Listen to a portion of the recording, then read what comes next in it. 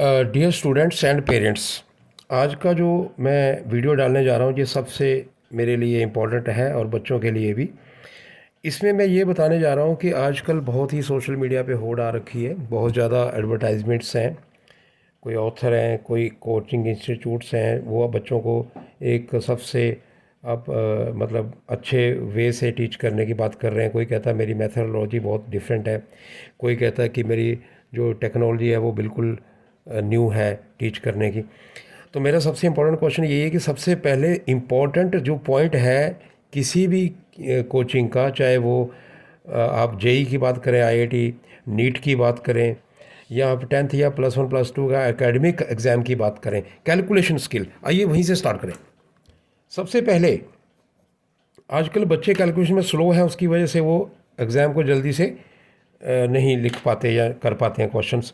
मैं एक एग्जांपल ले रहा हूँ सिंपल सा, ताकि आपको पता चल जाए। जैसे सपोज़ करो हम 31 को 21 से मल्टीप्लाई करना चाहते हैं, तो इसको मल्टीप्लाई करने के आप ट्रेडिशनल वे से नहीं करेंगे, हम विद इन फ्यू सेकेंड्स कैसे करेंगे, इनको मल्टीप्लाई करके लिख देंगे, इनको मल्टीप्लाई करके रख देंगे और फिर इनका क्रॉस मल्टीप्लाई करके सम कर देंगे। बहुत ईजी है। जब इसको मल्टीप्लाई करेंगे 3 को 2 से तो वो 6 हो गया, 1 को 1 से करेंगे तो 1 हो गया। अब आप क्या करेंगे, क्रॉस मल्टीप्लाई करके सम कर देंगे। 3 × 1 3 + 2 × 1 2, मतलब 3 + 2 5, ये आंसर आ गया। लेकिन ये सबसे इंपॉर्टेंट बात है कि ये तो आपने बताया सर 2 डिजिट का, इजीली 3 डिजिट का भी बताइए कैसे करेंगे with in few seconds. Yes, I will explain. मैं आज आपको ये चीज़ जो बता रहा हूँ कि देखना, इसके बाद हम कॉम्प्लिकेटेड चीज़ों की बात करेंगे। हालांकि मैं फिजिक्स का ट्यूटर हूँ, मैं आईआईटी जेईई नीट की कोचिंग देता हूँ और कई मेरे बच्चे एडवांस में हो चुके हैं, कई डॉक्टर्स बन चुके हैं, ये मेरा नेशनल न्यूज़पेपर में भी न्यूज़ आई हुई है। लेकिन मैं स्टार्ट ही वहीं से कर रहा हूँ कि जो जैसे हम बात कर लेते हैं, अभी एक बड़ा कोई डिजिट लेते हैं, लेट्स से, चलिए मैं एक ऐसे लेता हूँ रैंडमली 7 2 1 3 2 8 को मल्टीप्लाई करना है। देखिए कैसे करेंगे शॉर्टकट में। देखो बेटा, इस वीडियो में एकदम से मैं आपको बाद में सिखा सकता हूँ, लेकिन मैं थोड़ा वे बता दूंगा व्हाट वी विल डू। हम इसको 1 को 8 से मल्टीप्लाई करके लिख देंगे, फिर हमको इनको मल्टीप्लाई करके क्रॉस मल्टीप्लाई करेंगे और उनको ऐड कर देंगे। जैसे 2 × 8 कितना हो गया, 16 + 2 कितना हो गया, 18, कैरी हमारा 1 आ गया।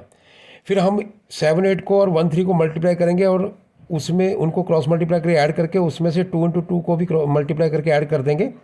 तो हमारे पास जो बन जाएगा वो यहाँ पे 4 डिजिट आता है। मेरी प्रैक्टिस है, मैं तो लिख दूंगा, लेकिन आपको सिखाया जा सकता है वो। तो ये देखिए, अब टाइम देखना कितने देर लगी है इसको। आई थिंक अगर मुझे खुद लिखना होता, बोलना नहीं होता, तो मैं इसको 3 सेकंड में लिख दिया मैंने। तो आप ये चीज़ नोटिस करना कि आप इसको कितना फास्टली कर सकते हैं, ये कैलकुलेशन स्किल है। उसी तरह रूट निकालने का भी है। और कई चीज़ें मुझे बच्चे क्वेश्चंस पूछते हैं कि सर आप आईआईटी का मान लीजिए एग्ज़ाम दे रहे हैं, कई बार ऐसी कैलकुलेशंस आ जाती हैं कि आप उसके बारे में देखिए, वो लैक ऑफ नॉलेज की वजह से होता है। जैसे π² लिखना है, अब बच्चे इसको कैलकुलेशन कैसे करते हैं, 22/7 का स्क्वायर करते हैं, ओवर 9.8 करते हैं, काफ़ी टाइम कंज्यूमिंग है। लेकिन मैं बताना चाहता हूँ कि π² का मतलब ही 9.8 है मैग्नीट्यूड में, और जी का magnitude acceleration due to gravity का भी 9.8 है। तो आप देखेंगे इसका वैल्यू 1 है, अप्रॉक्सीमेटली 1 है। तो ये इस तरह की काफ़ी सारी चीज़ें हैं जो कि हिडन रह जाती हैं, जो कि बताई नहीं जाती, और आप नेशनल लेवल पे पीछे रहते जाते हैं, क्योंकि कैलकुलेशन सबसे इंपॉर्टेंट है। मैं यही नहीं आपको ये बताना चाहता हूँ कि कई बार बच्चे जो 12th क्लास में कहते सर हमारी कैलकुलेशंस कुछ ऐसी होती हैं जो हमसे सॉल्व जल्दी नहीं हो पाता। जैसे कोई करंट्स के क्वेश्चन है कि सपोज़ करो हमें ये जैसे 2 करंट्स दे रखे हैं, I1 2I1 ऐसे करके, मतलब कुछ भी वैल्यू दे रखी है। जैसे मैं चलो एक एग्जांपल लेता हूँ कोई अच्छा सा, लेट अस से 4I1 हम करंट ले लेते हैं एक है, +3I2 ले लेते हैं और यहाँ पे 7 लिखते हैं, और ये इधर हम लिखते हैं 3I1। मैं एक एग्जांपल ले रहा हूँ, इससे काफ़ी आप मुश्किल से मुश्किल भी कर सकते हैं solve, there is no any problem. ऐसे करंट्स ले लिए हमने डिफरेंट। ये XY के लिए भी, तभी तो मैं लिख रहा हूँ, क्योंकि XY भी लिखा जा सकता है मैं, लेकिन मैं करंट इसलिए ले रहा हूँ क्योंकि आप 12th में ये सॉल्व करते हैं किरचॉफ लॉ में। अब सपोज़ करो हम I1 I2 की वैल्यू चाहिए। ये बेटा ट्रेडिशनल वे से नहीं करेंगे सॉल्व, इसका एक वे होता है, मैं आपको बहुत जल्दी उसको मैं बता देता हूँ। जैसे सपोज़ करो आपको x की वैल्यू चाहिए, आपको x की वैल्यू निकालने के लिए क्या करना होता है कि आप इनको क्रॉस मल्टीप्लाई करते हैं और एकदम ईजिली आंसर मिलता है। अब ये देखिए, आप कैसे बोलोगे, कैसे मैं इसको मल्टीप्लाई करूँगा, इसको करूँगा, दोनों को, इनके कोफिशिएंट को, और ये जो कांस्टेंट दिखाए गए इनको मल्टीप्लाई करूँगा। इनको मल्टीप्लाई करने के बाद देखिए आपके कैसे कैसे मिलता है, मतलब ये 4 इंटू 7 28 हो गया, और 3 इंटू 10 जो है वो 30 हो गया। उसके बाद हमें जो नीचे डिनोमिनेटर में लिखना है एक्स की वैल्यू के लिए, इनको मल्टीप्लाई कर देंगे। देखिए कैसे कर रहा हूँ मैं, फिर आपको समझा देता हूँ। It's easy. What will do, हम 4 को 4 से मल्टीप्लाई करेंगे और 3 को 3 से करेंगे। 4 को 4 से मल्टीप्लाई करेंगे 16 आ जाएगा, और 3 को 3 से मल्टीप्लाई करेंगे तो 9 आ जाएगा। तो आपके पास x की वैल्यू आ चुकी है जो कि -2/7 है। याद रखना y की वैल्यू भी ऐसी लिखी जाएगी, डिनोमिनेटर सेम रहता है, जो उसका था वही इसका रहेगा। उसमें क्या करेंगे, आप कोफिशिएंट जो है हम इसके मल्टीप्लाई करेंगे i1 के। बहुत बार मतलब इसको x जो y आप कहते थे, क्योंकि आपको आदत है xy कहने की। आप i1 यहाँ पे i2 निकाला जा रहा है, इसलिए मैं i1 i2 कह सकता हूँ। अब नेक्स्ट सुनिए, इसमें क्या करेंगे, कोफिशिएंट जो x जिसे कहा जाता है, मतलब इस समय i1 इसमें कहा जा रहा है, तो ये जो है इसके कोफिशिएंट लेंगे और इसके लेंगे। मतलब अब मैं मल्टीप्लाई करने वाला हूँ 4 को 10 से, वो 40 आ गया, और 3 को 7 से करेंगे 21 आ गया। बहुत इजी है बेटा, मैं आपको इसको जब डिटेल पढ़ाया जाएगा तो इसमें बताया जाएगा आपको सारा। देखिए कितनी अब जल्दी एक्स और वाई की वैल्यू निकाल चुके हैं। हम ट्रेडिशनल वे कोई भी यूज़ नहीं करेंगे, हमारे पास बहुत बेस्ट मेथड्स हैं। अब आ जाते हैं थोड़ा सा हम फिजिक्स की तरफ। अगर मैं फिजिक्स की बात करूं तो सबसे इंपॉर्टेंट ये है कि बच्चे जो 11th में पढ़ने जाते हैं, जहाँ जो भी है, मैंने बड़े बड़े बच्चे जो कहते हैं मैं 12th कर चुका हूं, अभी मैं ड्रॉपर की प्रिपरेशन में हूं, और मेरे को मतलब वो 1D का ही थोड़ी छोटी छोटी बातों का नहीं मालूम रहता। मैं आपको एग्जांपल के तौर पे बोलता हूँ। मैंने एक एग्जांपल लिखा बच्चों को, मैंने लिखा कि देखिए, मैं एक अगर क्वांटिटी की बात करूं कि हमारे पास ये एक क्वांटिटी x है, जिसको हमने लिखा u plus half a t, and I asked to the students, मैं क्या ये कौन सी क्वांटिटी है। मैंने कहा ये इनिशियल वेलोसिटी है, ये एक्सेलरेशन है, ये टाइम है। तो वो बता नहीं पाए, हालांकि इसमें क्वेश्चन एडवांस में मिला था, नीट में भी इसके बेस पे मिला था। बताता हूँ क्या ये। आप बेटा देखो, एवरेज वेलोसिटी के बारे में जानते हैं, वो होता है टोटल डिस्प्लेसमेंट ओवर टाइम, और डिस्प्लेसमेंट मतलब होता है U T plus half a T square, और इसको आप टाइम से डिवाइड कर देंगे। जैसे आप टाइम से डिवाइड करेंगे तो आपको जो एक एक्सप्रेशन मिलने वाला है वो u plus half a T मिला।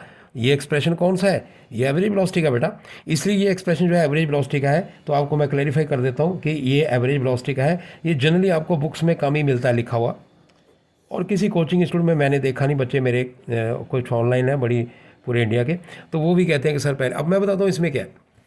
ये क्वेश्चन ये था एक नीट में, कहते हैं कि आप ये बताइए कि अगर कोई बॉडी, सपोज करो वो ट्रैवल कर रही है, ऐसे ट्रैवल कर रही है, लेट से कोई हमने ऐसे एज्यूम कर लिया, कार को एज्यूम कर लेते हैं, ट्रैवल कर रही है ऐसे, उसका सपोज करो आपको इनिशियल वेलोसिटी दे रखी है, एक्सेलरेशन प्रोवाइडेड है, यूनिफॉर्म है जो कि, टाइम भी आपको दे रखा है, और आपसे पूछा गया कि आफ्टर टाइम टी उसका रेशो निकालिए एवरेज वेलोसिटी का और फाइनल वेलोसिटी का। देखिए एवरेज वेलोसिटी का फॉर्मूला तो यही आ गया, और ये अगर फाइनल वेलोसिटी की बात करें तो u प्लस ए टी लिख देंगे, जो कि हमें पता है पहले से, हमने 9th में भी पढ़ा इवन। अब देखो कितना इजी है ये। आप मेरे जो भी स्टूडेंट्स मेरा वीडियो देख रहे हैं, मुझे ज़रूर कमेंट करके बताना कि आपने ये पहले किया था या नहीं, ये फर्स्ट टाइम सुन रहे हो। ऐसे ही मैं बच्चों को शॉर्ट ट्रिक्स देता हूँ, शॉर्टकट्स देता हूँ सॉल्व करने के। किरचॉफ लॉ लगाने की ज़रूरत नहीं है, बिना किरचॉफ लॉ लगाए आप कॉम्प्लिकेटेड से कॉम्प्लिकेटेड क्वेश्चंस कर सकते हैं विद इन फ्यू सेकंड्स। कुछ ही सेकंड्स की बात होती है, उसी में सॉल्व हो जाता है। ये ट्रिकी वेज रहते हैं। अब मुझे कई बार बच्चे ये क्वेश्चन पूछते हैं फिजिक्स में, अगर क्योंकि यूट्यूब में वीडियो लंबा नहीं मैं कर सकता, वही 9-10 मिनट का हो सकता है ज़्यादा से ज़्यादा, तो लेकिन मैं आपको आज मैं एक वो पिक्चर दिखा रहा हूँ कि कैसे नीट जेई आईआईटी को ईजिली क्रैक कर सकते हैं।